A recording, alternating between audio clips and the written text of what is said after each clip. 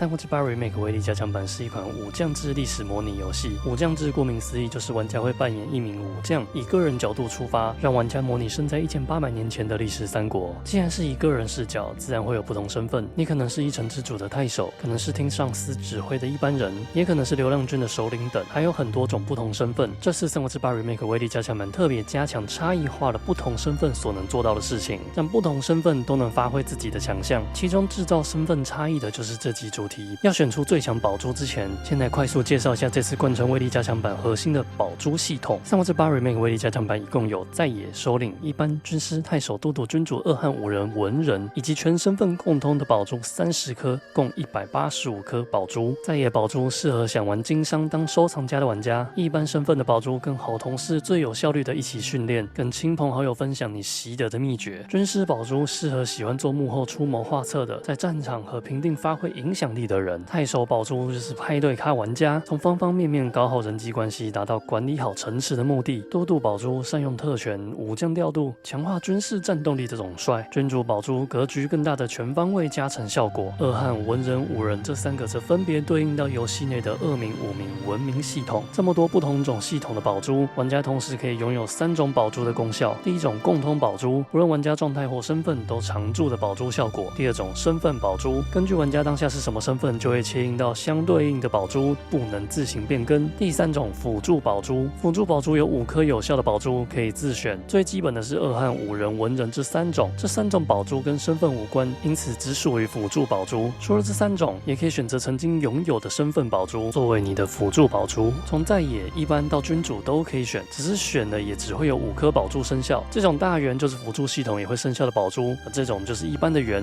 如果被选做辅助系统就不会生效。接下来来看辅助宝珠要怎么选，选哪个更好。比较前期通常会选择你曾经身份的宝珠，因为解锁了更多宝珠，放在辅助宝珠栏位可以得到更多有效的宝珠，像是可能在当都督之前，你先当了很多年的军师，累积解锁了很多军师宝珠，这时选择军师宝珠作为你的辅助宝珠，可以获得全部5颗宝珠的完整增益。一般来说只能解锁你当下身份的宝珠，所以如果想完整获得整套宝珠，通常需要在一个岗位待上一阵子，不适合急着升官进入下一个身份。但有个特例，如果是君主的话，你只要解锁了多才多艺宝珠，可以获得其他身份系统的宝珠，这点也增加君主身份的强度。宝珠多样性是个很大的优势，辅助宝珠能切换，可以根据你当时的需求调整。比方说身为都督的你，预计下次平定要出征打仗，把辅助宝珠切换成太守宝珠，把自己的统帅再撑高，以获得更强的战斗力。打完架之后再切换成其他宝珠，但要注意的是，变更后3个月暂时不能再次改动，要如何在对的时机切换，让自己想做的事情最有效率，也考验玩家的临场判断。OK， 了解了宝珠究竟是什么了之后，分享5个我觉得很强很好用的宝珠。我们最实用宝珠 Top 5开始。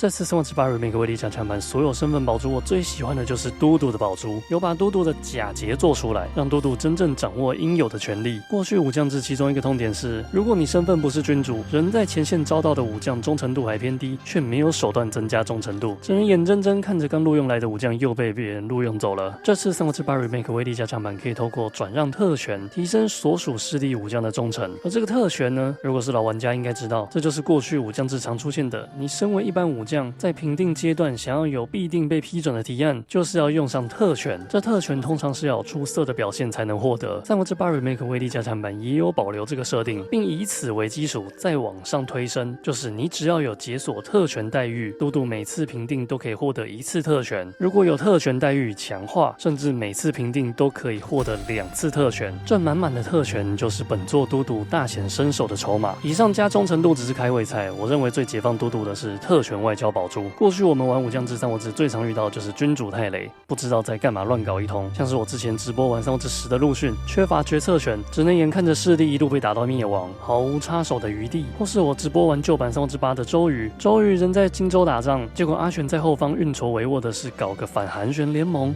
What？ 我们面对曹操的威胁，结果君主的操作是搞反韩玄联盟。但现在都督不一样了，君主乱搞不懂的外交，我们脑袋清楚的都督可以透过特权外交替君主修正回来，该同盟的同盟，不该同盟的就宣战，这大幅提升都督的可玩性。像我这种喜欢玩中后期都督时期陆逊诸葛亮的玩家，真的很感动。我终于可以好好的骂阿斗阿全，而不是，我是说好好的辅佐他们，国家指引更好的方向。这代在战场上不能主动单挑，发生单挑都是部队交战后有几率自动触发。不过有个例外，那些肌肉猛将们有福了，如果你是持有5人宝珠的单挑战斗，就可以在战场上主动对敌将发出单挑邀请。你可以专找对方王牌或主帅，用单挑一波带走，让对手整队溃烂。我是说溃灭整个转烂。不过要记得，一场战斗只能发起一次主动单挑，战场上真的有单挑的其实少之又少。我认为每场战斗限一次蛮合理的，在真实性和游戏性取得了一个平衡点，不然像有些代可以不断叫嚣找人单挑，也蛮脱离现实。另外，这个单挑功能还有个隐形的好处，我们在进攻关卡时，除非敌军主动发起进攻，不然我们不知道门后面守将是谁。但如果用单挑宝珠这个主动单挑功能，你就可以偷看城门后面是谁，你还可以隔着城门对敌将发起单挑，这算不算是一种另类挑拨嘲讽守城军的功能？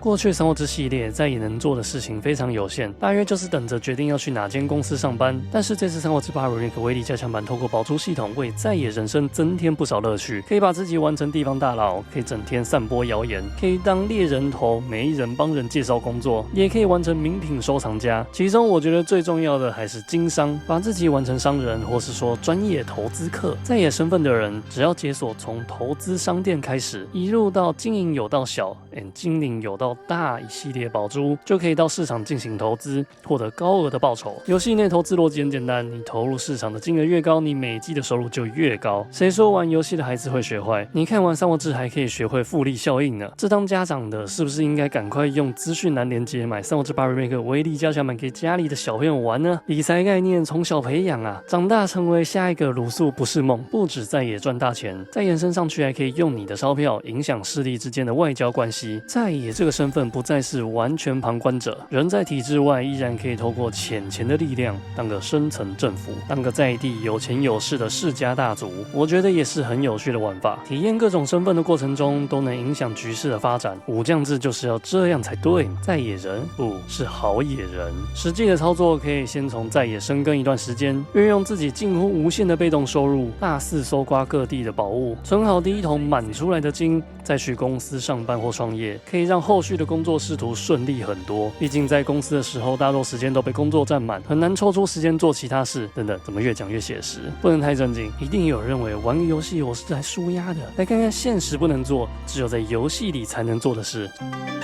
现实当恶汉 bad， 但在游戏里我们可以体验当坏人的感觉。恶汉宝珠强闯门户加上袭击这套组合技，就是把比赛在上场之前就开始这句话贯彻到底。谁跟你们那些5人在战场上单挑，我在场外就先把你 K 一顿。下一仗太守大将是谁，先去 K 他。对面的势力有明军，先去 K 他。恶汉袭击可以秉持着事事让人事事的最高原则， K 一次不够就 K 第2次，直到 K 到对手阵亡为止。解决问题最好的办法就是解决制造问题的人。袭击有机会让别人直接人生登出，把挡在恶霸之路之前的障碍物全部除掉，这就是恶汉的行事风格。5人宝珠到恶汉宝珠都强调武力至上，难道要像历代三国志一样重文轻武吗？毕竟游戏嘛，直觉来看文职总是少了点刺激，缺乏娱乐效果，打架才容易有爆点。我认为相比过去的武将制几代，三国志8 Remake 威力加强版从战场上的谩骂到军师和文人宝珠，看得出这次 Remake 有努力把文人的价值往上提。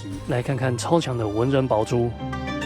透过文人宝珠游说奇才的效果，除了特殊情况，只要是自身担任外交使者，同盟必定成功，不得了了。光是出一张嘴就能让局势有颠覆性改变。超级模式电脑会非常积极的往玩家所属的势力打。如果临街的势力很多，时常出现被多国围殴的情况，透过游说奇才，先与一国甚至多国都达成同盟，就能避免多线开战的压力，可以集中武将和资源专注对付一个势力。这远比单一战场或单挑的胜利影响来得深远。当5人还在战场上找单挑作为制胜之道，当2人还在战场外找单挑作为取胜手段，文人直接拉高层次，从最高处进行降维打击。所以结合前面提到的宝珠，如果你是都督的话，你可以拥有一组强大的宝珠组合技。都督的特权外交跳过君主谈外交，加上文人的游说奇才，保证同盟成功，让身为都督的你战略规划更有弹性，资源调度能更精准投放。